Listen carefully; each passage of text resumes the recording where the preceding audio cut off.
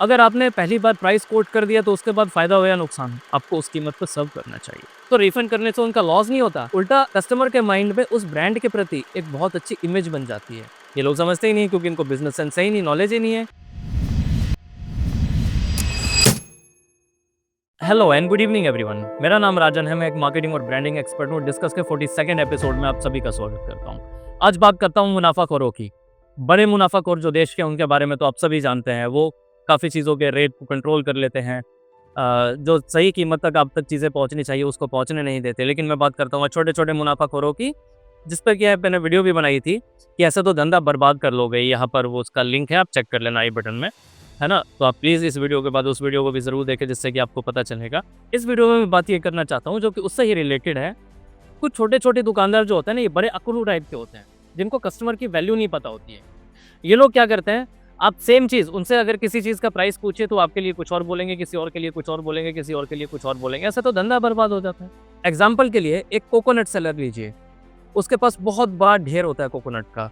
अगर आप वहाँ जाके पूछोगे ना दूर से तो कितने का दिया, तो एग्जाम्पल के लिए अगर उसने 50 रुपये बोला, सर आप उसको बोलोगे ये वाला दे दें, तो बोलता है 60 रुपये का। ये क्यों है भाई? क्या उस कस्टमर ने तुम्हें फोर्स किया ये बोलने के लिए कि भाई तुम पहले 50 रुपये का बोलो, तुम पहले अपना प्राइस 60 रुपीज़ बोलो? सेम केले वालों के साथ भी है। पहले आप उनसे पूछो कि केले का प्राइस क्या है, तो वो कुछ 80 रुपीज़ बोलते हैं। फिर जब आप आगे जाने लगते हो तो बोलते हैं नहीं मैं 70 में दे दूंगा। फिर जब आप उनके पास वापस आ जाते हो तो बोलते हैं मैं 80 में दूंगा। क्या मजाक है ये लोग नहीं समझते कि ये सिर्फ 10 रुपए का जो गेम है ना, जो कस्टमर पैसे खर्च करना जानता है उसके लिए 10 रुपए कोई बड़ी बात नहीं है। लेकिन बात होती है इंसानियत की, बात होती है ईमानदारी की। 10 सेकंड के अंदर कोई ऐसा बेईमान क्यों हो सकता है यार? कैसे हो सकता है कोई भी 10 सेकंड के अंदर बेईमान? फिक्स प्राइस होना चाहिए, चाहे कोई भी खरीदे। पिछली वीडियो में मैंने बात की थी इस बारे में। तो जो ये इस तरीके के दुकानदार होते हैं ना, कभी भी तरक्की नहीं कर पाते। इनके रेगुलर कस्टमर्स कभी नहीं बन पाते, कभी नहीं बन पाते।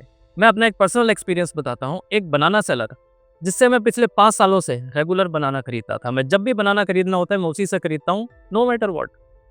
कितने भी सस्ते प्राइस पे दे, कितने भी महंगे प्राइस पे दे, वो मुझे फर्क नहीं पड़ता था, मैं उससे ही खरीदता था। एक बार यूँ हुआ, मैं उसके पास गया धूप में, काफ़ी दूर से आ रहा था मैं, धूप में गया उसके पास। तो उस बंदे ने ना पता है क्या किया, मुझे एक प्राइस बोला और मैंने उसको बोला अरे चाचा इतना महंगा तो नहीं है बनाना, मजाक में बोल दिया उसको। तो वो कहता है हाँ हाँ ठीक है मैं कम का देता हूँ आपको। लेकिन जब मैंने उसको पैसे दिए ना, तो उसने जितना प्राइस बोला था उतने ही पैसे काटे। मुझे बुरा लगा।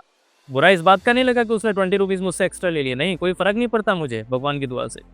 लेकिन बहुत लोगों को फ़र्क पड़ता है, 20 रुपये क्या 2 रुपये से भी फ़र्क पड़ता है। और मैं तो ये कहता हूँ कि अगर आपको कोई 1 रुपया भी बेईमानी से ले रहा है ना, तो आप मत दीजिए। इस टॉपिक पर मैं आवाज़ भी उठाता रहता हूँ कि मॉल में 1 रुपया भी आप एक्स्ट्रा मत दीजिए बिलिंग काउंटर पर। तो ये चीज़ गलत है ना, ये तो सरासर बेईमानी है। उस इंसान को भी समझना चाहिए यार कि अगर कोई पैसे देने के लिए एग्री हो रहा है तो आप ऐसा नहीं कि अनाप-शनाप पैसा ले लोगे किसी से। ये चीज़ें बिल्कुल सरासर गलत होती हैं। इसी चक्कर में क्या होता है, इन लोगों का बिज़नेस कभी भी बड़ा नहीं हो पाता। इसके विपरीत अगर कोई अपना काम ईमानदारी से करता है ना, तो उसका काम बहुत आगे बढ़ता है, उसका बिज़नेस बहुत ग्रो करता है। प्राइस सेम होना चाहिए। या फिर आप अगर ऐसे बिज़नेस में हैं जहाँ पर कि आप प्राइस को फिक्स नहीं कर सकते, तो आपने जो सबसे पहले प्राइस कोट किया है, प्राइस कोट करने से पहले चीज़ों को समझिए, अंडरस्टैंड कीजिए कि सामने वाला आपसे खरीदना क्या चाहता है।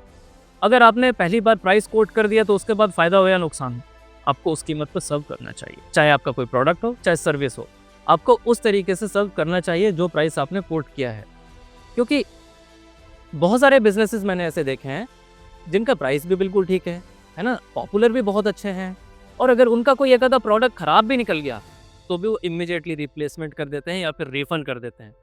तो रिफ़ंड करने से उनका लॉस नहीं होता, उल्टा कस्टमर के माइंड में उस ब्रांड के प्रति एक बहुत अच्छी इमेज बन जाती है। एक फ्रूट सेलर अगर अपने फ्रूट्स को सही कीमत पर बेचता है और क्वांटिटी भी सही देता है, कस्टमर को चीट नहीं करता है, तो कस्टमर ना कभी कभी उसको वैसे ही एक्स्ट्रा पैसे दे देते हैं।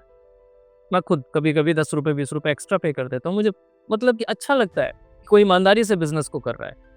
क्योंकि यार हर तरीके के लोग हैं दुनिया में। काफ़ी लोगों को ये समझ आता है कि वो फ्रूट सेलर बेचारा धूप में बैठा है, बारिश में बैठा है। मैं हमेशा ये बोलता हूँ कि कोई भी रोड साइड वेंडर बैठा है तो उससे नेगोशिएट ना करे जहाँ तक पॉसिबल है। परंतु ये कहाँ की ईमानदारी है कि वो फ्रूट सेलर खुद ही बेईमानी कर रहा है, कस्टमर्स को चीट करने की कोशिश कर रहा है, तो कस्टमर कब तक चुप बैठेंगे? और अगर किसी एक के साथ एक्सपीरियंस खराब हो गया तो कस्टमर के माइंड में ये छवि बन जाती है कि सारे ही रोड साइड वेंडर ऐसे ही है।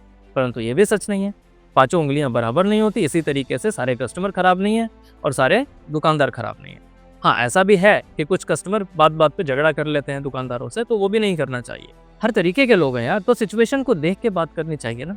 लेकिन इसका मतलब ये नहीं कि आप प्राइस को चेंज कर दो, बिल्कुल गलत बात है ये। और ऐसे लोग बेईमान होते हैं, मुनाफाखोर होते हैं, और ये कितनी भी कोशिश कर लें, बेईमानी से कभी आगे नहीं बढ़ पाते ये लोग। क्योंकि ये लोग बहुत ही बड़े लेवल की बेईमानी थोड़ी कर पाते हैं। 10, 20, 50 रुपए की बेईमानी करते हैं ये लोग। एक दिन में कितने की बेईमानी कर लेंगे? 100 रुपए की। उसके चक्कर में इन्होंने क्या किया, अगर 10-10 रुपए की बेईमानी 10 लोगों के साथ की तो उन्होंने 10 कस्टमर अपने खो दिए ना। ये लोग समझते ही नहीं, क्योंकि इनको बिजनेस सेंस ही नहीं, नॉलेज ही नहीं है। ये लोग बस ये सोचते हैं कि मैंने 100 रुपए की बेईमानी कर ली तो मेरे पास 100 रुपीज़ का एक्स्ट्रा प्रॉफिट हो गया।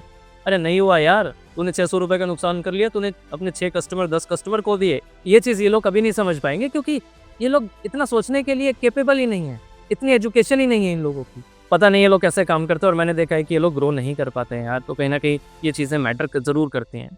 तो मैं अंत में रिक्वेस्ट करना चाहूँगा इस वीडियो के माध्यम से कि अगर कोई fruit seller, road side vendor, कोई भी सब्जी वाला, फ्रूट वाला अगर मेरी इस वीडियो को देखता है, तो प्लीज़ यार चीटिंग मत करो।